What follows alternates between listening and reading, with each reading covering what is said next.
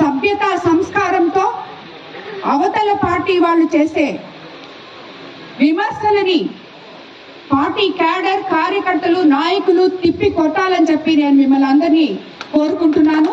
పార్టీలో ఉన్న క్యాడర్ అంతా నా బలం, మీరే నా బలం, నా బలహీనత. కాబట్టి మీకు తప్పితే ఎవరికి నేను ఏ పని చేసేది ఉండదు.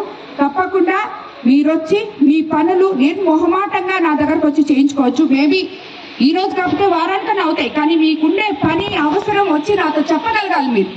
మీకు ఆ స్వాతంత్రం ఎప్పుడో ఇచ్చాను. నేను ఎమ్మెల్యే కాకముందే నా తలుపులు ఎప్పుడూ తెరిచే ఉంటాయని చెప్పాను. ఈ రోజుకి తెరిచే ఉన్నాయి.